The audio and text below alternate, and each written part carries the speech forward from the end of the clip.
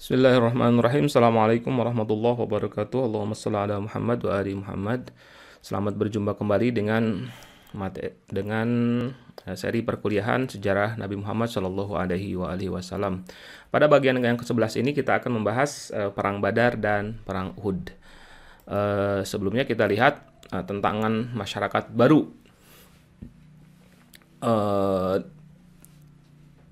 Yang dimaksud dengan tantangan masyarakat baru sini adalah apa yang dihadapi oleh Rasulullah dan kaum muslimin lainnya ketika mereka berada di Madinah. Di sesi sebelumnya kita sudah membahas tentang hijrah yang hal yang penting dilakukan oleh Rasulullah setelah hijrah itu adalah melakukan penandatanganan piagam Madinah dan Aqdul Ukhuwah. Dan karena setelah penandatanganan dua perjanjian itu, kaum muslimin semakin kuat, makin banyak warga Yathrib, bahkan kabilah-kabilah di Jazirah Arab yang masuk Islam.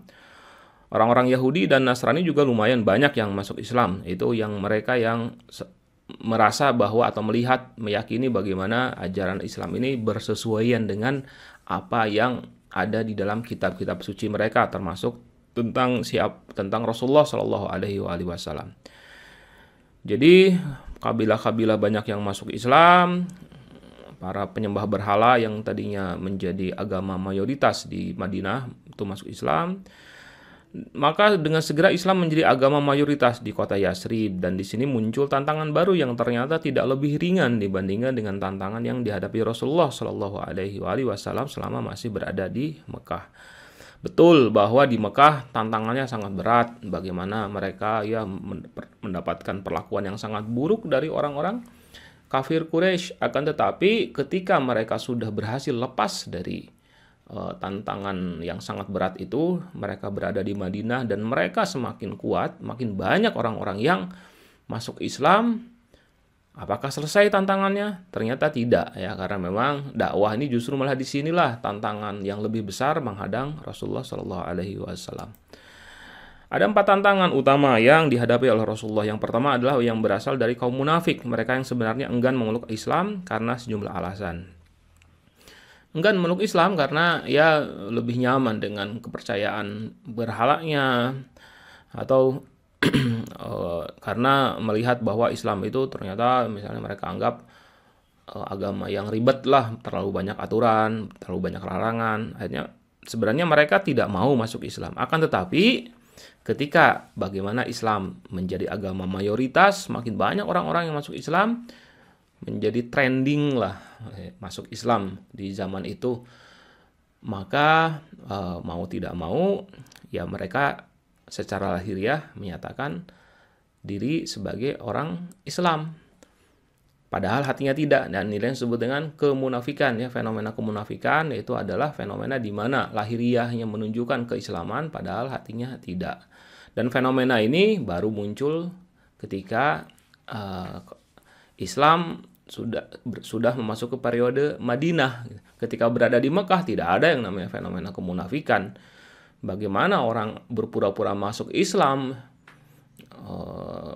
padahal menjadi Islam secara lahiriah itu artinya mereka harus menghadapi tantangan yang sangat berat, menghadapi ancaman yang sangat berat gitu.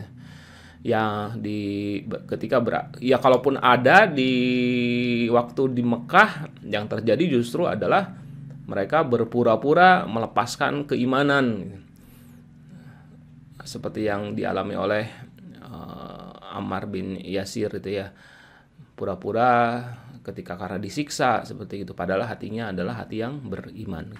Nah, kalau di Madinah sebaliknya, ketika masyarakat mayoritasnya menjadi Islam, maka ada orang-orang yang seandainya tidak masuk Islam, mereka merasa ada masalah dalam hidupnya. Karena itu mereka mengucapkan 2 kalimat syahadat dan berpura-pura masuk Islam. Akan tetapi sebenarnya hatinya tidak Islam.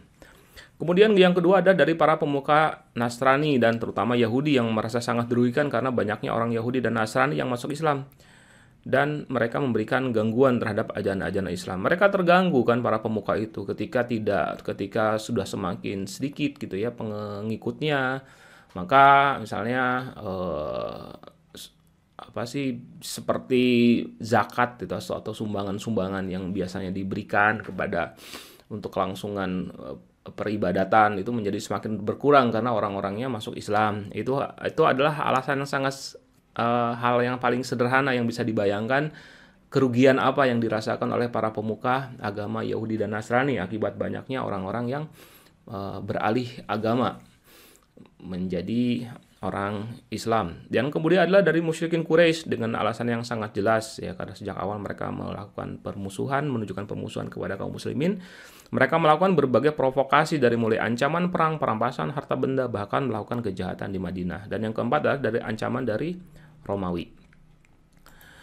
Kemudian peperangan di zaman Rasulullah SAW. Nah, inilah yang memicu tantangan yang baru itu, memicu terjadinya peperangan. Akan tetapi ini sangat penting sekali untuk diketahui bahwa seluruh perang yang dilakukan di zaman Rasulullah itu dilakukan dalam rangka mempertahankan diri, atau setelah ada bukti yang sangat kuat yang menunjukkan bahwa musuh telah mengingkari perjanjian, atau ada hak yang dirampas oleh pihak musuh dan untuk merebutnya kembali mau tidak mau harus melalui peperangan. Dan yang ketiga, ada tindakan provokatif dan perongrongan terhadap masyarakat muslimin Madinah.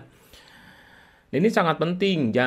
Ada kesan yang sangat kuat yang seringkali dimunculkan oleh para pembenci Islam yang menuduh Islam itu agama kekerasan, bahwa Islam disebarkan dengan pedang, Islam disebarkan dengan pertumpahan darah.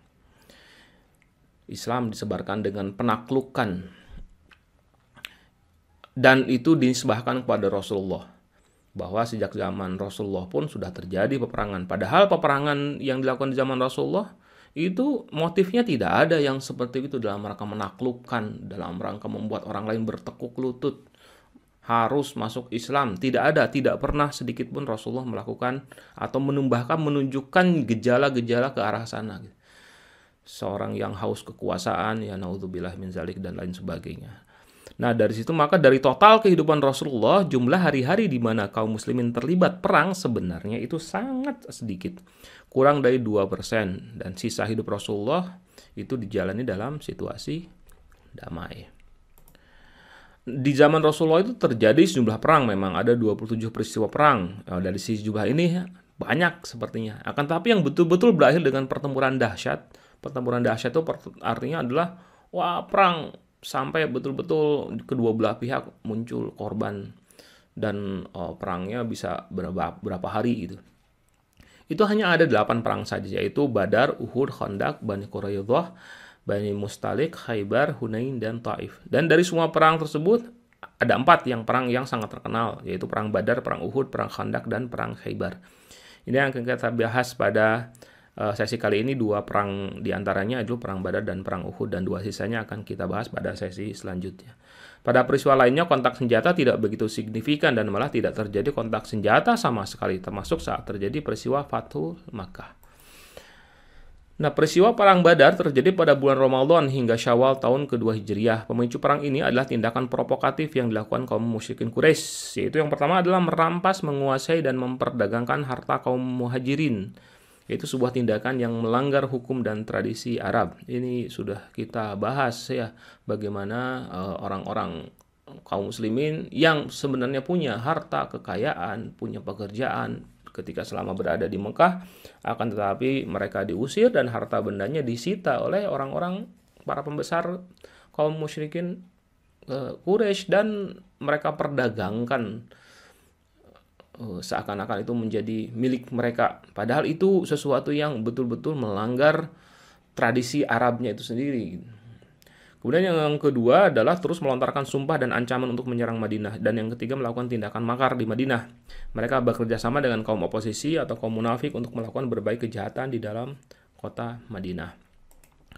Nah, Madinah adalah kota perlaluan utama bagi kafilah dagang dari Mekah ke Syam dan sebaliknya. Fakta bahwa kaum muslimin dengan cepat menjelma menjadi penguasa Madinah menciptakan kekhawatiran besar bagi penguasa dan pedagang Mekah terkait dengan kenyamanan perjalanan dagang mereka.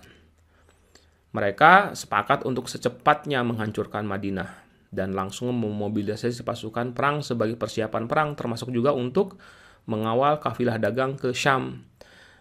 Jadi kaum musyrikin Quraisy itu tahu bahwa mereka itu melakukan kesalahan, tahu bahwa mereka itu melakukan pelanggaran terhadap tradisi dan adat hukum yang berlaku di Jazirah Arab, di antara suku-suku Arab, bahwa tidak boleh gitu mengusir, tidak boleh hanya karena perbedaan keyakinan, itu tidak boleh itu mereka melakukan pengusiran. Kemudian juga tidak boleh melakukan penyiksaan begitu saja hanya karena perbedaan keyakinan, tidak boleh merampas harta begitu saja. Nah, ketika mereka tahu bahwa mereka melakukan kejahatan semacam itu, tapi mereka tetap melakukannya karena mereka tidak menyangka bahwa kaum muslimin akan menjadi sangat besar bahkan di tahun-tahun pertama ketika kaum muslimin sudah berada di Madinah. Nah, ketika kaum muslimin sudah menjadi besar, padahal Madinah adalah tempat perlaluan kafilah dagang Quraisy yang dari Mekah menuju ke Syam dan sebaliknya, maka mereka khawatir ketika melakukan perdagangan gimana nih gitu. Nah, itu maka ketika mereka menyadari situasi bagaimana kaum muslimin berubah menjadi kekuatan yang sangat besar, mereka langsung melakukan mobilisasi pasukan perang, ya, membeli senjata dan terus sebagainya gitu. Mereka dengan niat mau menyerang Madinah. Dan diantaranya adalah juga tujuan yang lainnya adalah ketika rombongan kafilah dagang ini berlakukan perjalanan, mau tidak mau kan harus melakukan perjalanan dagang karena itulah yang membuat mereka menjadi hidup, ya, perekonomian mereka. Maka saat itu mereka terjadi ketika kafilah dagang itu pergi, maka selalu dikawal oleh pasukan perang gitu, ada banyak sekali pengawalnya. Nah, pada masa-masa itu terjadilah sekitar 4 kali bentrokan kecil antara pasukan pengawal kafilah dagang musyrikin dengan kaum muslimin. Termasuk dalam kasus di mana pasukan Quraisy merampok ternak milik kaum muslimin di pinggiran kota Madinah. Itu terjadi di bulan Rabiul Tsani tahun ke-2 Hijriah. Nah, menjelang Ramadan tahun kedua Hijriah, Rasulullah Shallallahu Alaihi Wasallam mendengar kabar bahwa sejumlah kafilah dagang yang dipimpin Abu Sufyan pulang dari Syam. Rombongan tersebut sangat besar dan membawa pasukan pengawal yang juga sangat banyak, bersenjata sangat lengkap. Totalnya sampai ada 1.000 orang. 600 diantaranya bersenjata, 700 unta, 300 kuda. Sebagian dari yang mereka perjualbelikan itu adalah harta milik kaum muslimin. Maka Rasulullah pun menyiapkan pasukan dan terkumpullah 313 orang, 70 unta dan hanya 2 ekor kuda. Pasukan muslimin itu pergi menuju Badr. Badr itu adalah sebuah lembah yang dekat sekali dengan perlaluan kafilah dagang antara Mekah dan Syam.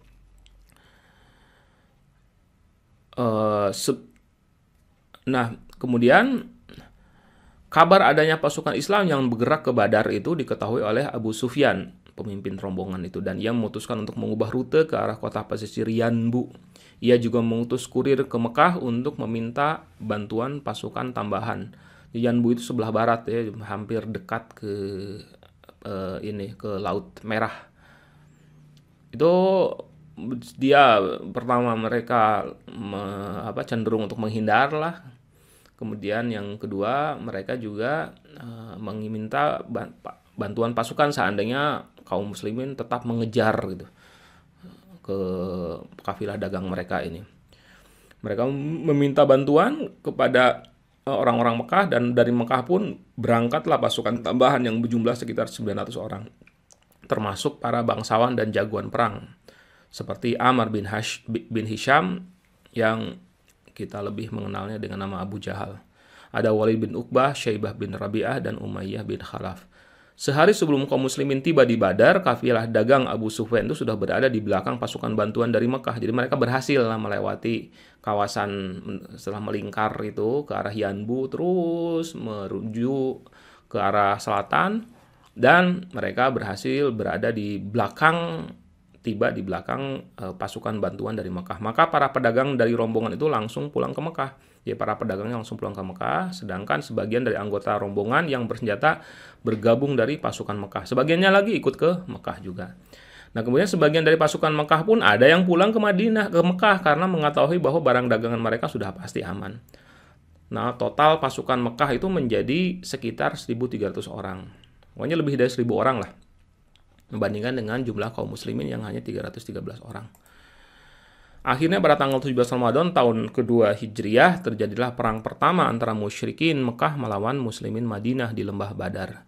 Meskipun jumlah kaum muslimin lebih sedikit dari orang Mekah, namun mereka mampu meraih kemenangan. Dalam perang ini Abu Jahal dan sebagian lainnya yang berjumlah kurang lebih 70 orang dari para pembesar musyrikin tewas.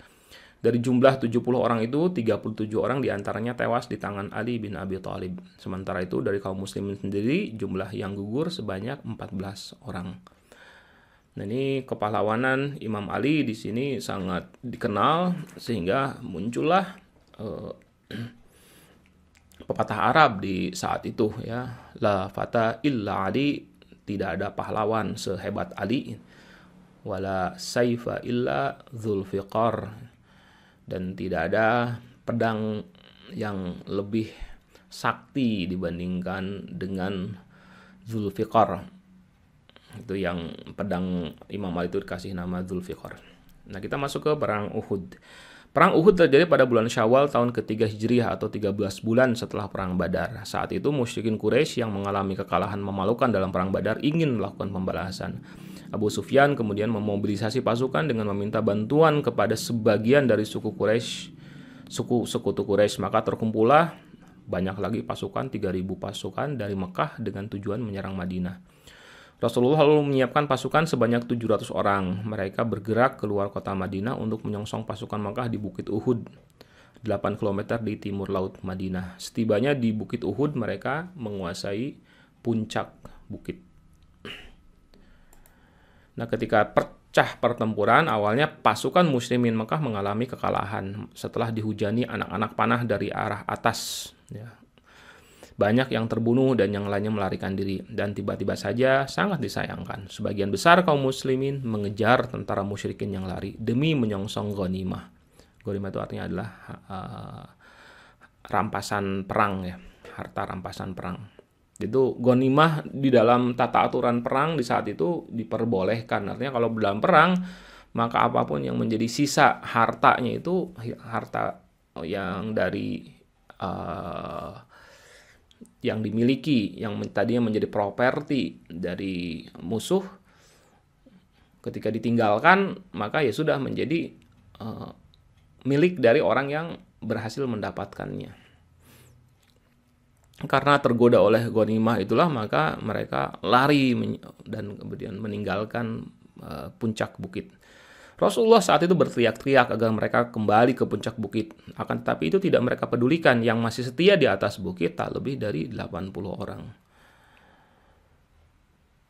Dan saat itulah ratusan pasukan musyrikin berhasil merebut puncak bukit. Mereka melakukan memutar, itu yang memimpinnya adalah Khalid bin Walid. Mereka melakukan memutar ke arah sisi lain dari bukit dan kemudian mereka mendaki bukit tersebut dan berhasil merebutnya. Dan karena tidak ada perlawanan, jumlah kaum muslimin hanya sekitar 80 orang gitu.